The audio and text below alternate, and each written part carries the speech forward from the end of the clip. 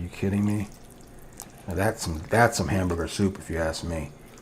Most hamburger soup is like ground beef floating in hot water with some vegetables. Never really good, but we're gonna change that today. Today I'm gonna show you how to make delicious hamburger soup filled with massive flavor, just deep in richness. Oh my goodness, this is unbelievable. Stay right there, let's get it going. We'll get our burner going on first, and I've got my cast iron stock pot here, which I love, and we're gonna kick it off with just a little bit of extra virgin olive oil, not much, because the first thing we're going to do is start to brown our ground beef. And I've got ground chuck here, 80-20, okay? That's 80% meat, 20% fat. That's where you wanna aim for, okay? So we're gonna get this in here like this, and I just wanna kind of break it up, not completely, but kind of in chunks. And I want to do that because what we want to do here is leave this going on high for a little bit. We're trying to create this first layer of flavor. This is where it all starts. A lot of people think that this delicious soup comes from, okay, well, maybe a little extra seasoning or more salt or, you know, some kind of flavored seasoning that somebody's trying to sell you somewhere. Really. And it's not even in the broth. It's all about developing the levels of flavor from the bottom up, okay? Soup needs to be built from the bottom up, right? Like you build a house, okay? So it starts with really getting some really nice crust on this ground beef. That's actually the very first step. A lot of people don't realize that by browning this, you're creating just massive flavor to kick this whole thing off. So we're gonna let this go for a couple of minutes. While this is going, I'm gonna show you what else we got going on here. We're gonna be adding some diced carrots. We have some corn. I've got some peas, some celery, some yellow onion. Our liquid will be beef stock. We're using some tomato paste in the tube, as I always do. I'll talk about that a little bit more in a minute. And some garlic paste. And there you have it. We're also going to add some red potato. Okay, that's probably too much for this, but we're probably going to add about a cup, maybe a cup and a half. And I also have some diced tomato that we're going to use. Okay, so those are all of our ingredients. Let's get back to our beef here. And as you can see, and this is why a good pan is so important. You see it's getting that nice, don't be afraid, you're not gonna burn it. There's plenty of fat in there. We do want to brown this heavily because that's where all the flavor is. And again, it's just about time, a little patience, and let cooking cook. So before we get to the next step, I do want to talk to you about this tomato paste. You know, you guys hear me talk about tomato paste all the time and why I don't use the can. Because the can, once you use it, you normally use, let's say we're going to use maybe 2 tablespoons. You open up a whole can, now what do you do with the rest of it, right? It goes bad, you start to see the mold on the top, you end up throwing it away, you've wasted $3, okay? The tube is phenomenal, and I want to tell you, it comes in this box right here. Giovanni's. It's my favorite brand. The reason I love Giovanni's is because it actually tastes like real tomatoes, because it is real tomato. So this is really good tomato paste. I will leave a link in the description box where you can pick this up. You can find it on Amazon. Giovanni's brand is sometimes hard to find in stores, but I highly recommend tomato paste in the tube. Giovanni's. It's the way to go. Okay? So let's get back here. You can see we're getting that nice, dark, cooked brown beef. And once we get to this point, we're going to go ahead and add our yellow onion, about 1/4 cup, and our celery, about 1/4 cup, and our carrots, same, about 1/4 cup, just like that. We'll get these here like so. Again, creating another layer of flavor.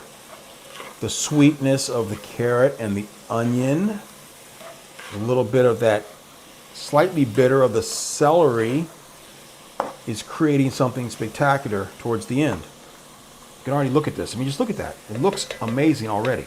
Now, here's where it gets really, really, really cool. Okay, this is where you really go from I don't know what I'm doing to, oh my gosh, this is the best soup I've ever had in my life. We're gonna take our tomato paste. We'll add 1 tablespoon in like so. And we're gonna add our garlic, probably the equivalent of 2 cloves, and we're gonna add about 2 teaspoons, just like that. And we wanna get these mixed in.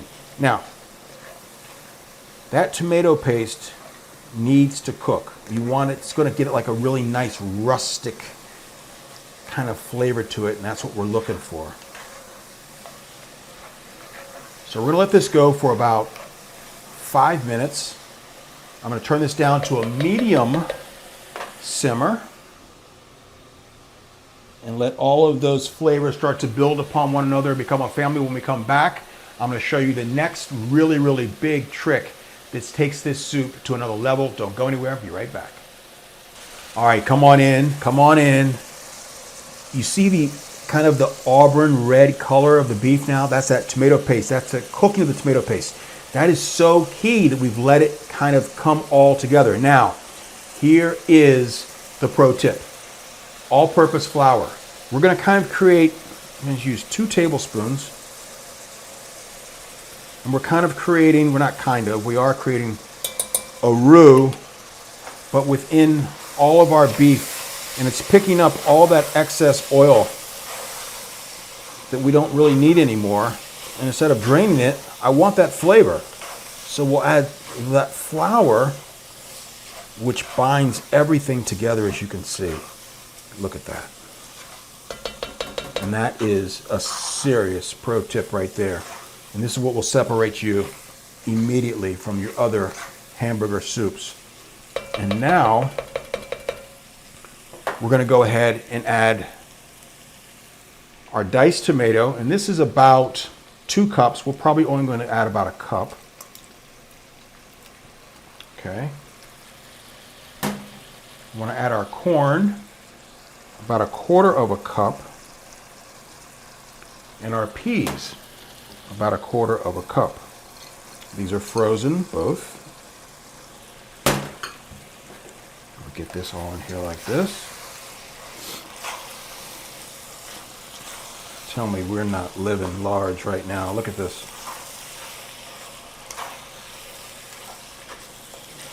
All right. Now we'll add our beef stock. Probably going to use anywhere between 4 to 5 cups. I think 4 is going to be fine, but you kind of just have to eyeball it. You just want the liquid to come to the top of your meat and vegetables, just like that. And we can always add more. Instead of removing too much, add more is always better. And you can just see this is looking tremendous. We'll add a little bit more. That flour is cooking out nicely. And now I'm going to add potatoes. And we're going to probably put in about 1/2 cup is plenty for this. Just like that. And now is the time that we want to add some kosher salt and black pepper. About 2 tablespoons. Just like that. Look at this. Are you kidding me? Now that's some hamburger soup, if you ask me. Oh my goodness. And this is all about layers of flavor. This is what it's all about. And these temperatures and times and techniques, I mean, all of this stuff, if you have trouble with this stuff, don't worry about it. You know, not only will I have this full recipe in the description box, I'll leave it for you so you can follow along. All the measurements will be there. It's very, very easy. I also have an ebook you can pick up. It's a blueprint of temperature and techniques, what pots and pans to buy, what spices to use. It's really, really incredible. If you would like that, I'll leave a link in the description box below for that as well. All right, we're gonna let this go for about 5 or 10 minutes. We want this whole family to come together. I mean, just come on in here, look at this. You can just see just how delicious this is coming together. I mean, just look at that. My goodness gracious. Don't go anywhere. We'll be right back. All right, you've got to see this, people. Look at this. Oh my goodness. That flour is completely cooked out. The potatoes are nice and soft and cooked perfectly.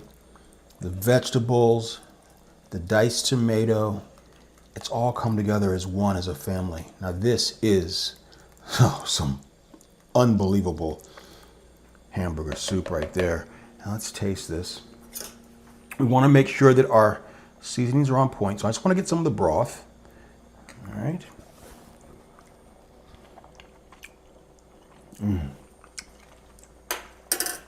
That is good. A little bit of kosher salt. So we're going to have about 3 tablespoons total here. Maximum. Probably a little, maybe 2. We'll stick with 2. And about another teaspoon of black pepper. So total, we've got about 2.5 tablespoons of kosher salt and about 2 tablespoons of black pepper. And again, I'll have that in the recipe. Okay. Now, at the very end, because you stayed and watched this creation come together, you get to see the master chef trick, which is just a little bit at the very end. I'm going to turn the heat completely off, and we're going to take some Grey Poupon mustard. You can use yellow mustard if you want, but this is really the deal here. You got to get the Grey Poupon if you got it, okay? And we're going to add a teaspoon right in the center like that. And then some Worcestershire sauce, another teaspoon right in the center, like that. Mix that all in.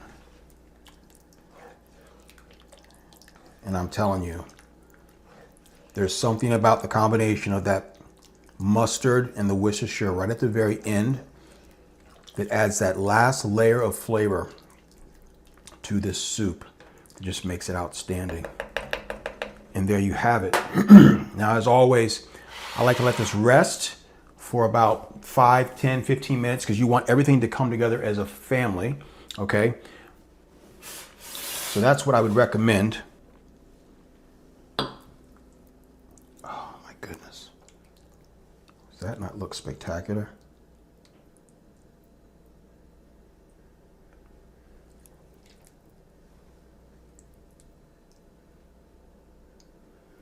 And then at the very end,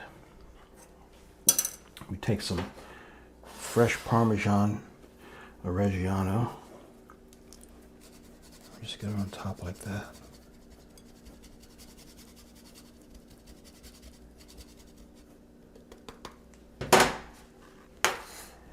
And what you end up with is something just absolutely spectacular. I mean, truly spectacular. Like that. Serve that to some friends and some family, some strangers, some neighbors, and they are going to be like, oh my goodness, what is this? It is the best hamburger soup you will ever have in your life. And you saw me do it. It's not that hard, okay? It's really about using the proper techniques, which is the layering of flavors and time, and let cooking cook. That's what it's all about here at Chef Brian's Kitchen. Thank you so much for watching this episode of Chef Brian's Kitchen. I am Chef Brian.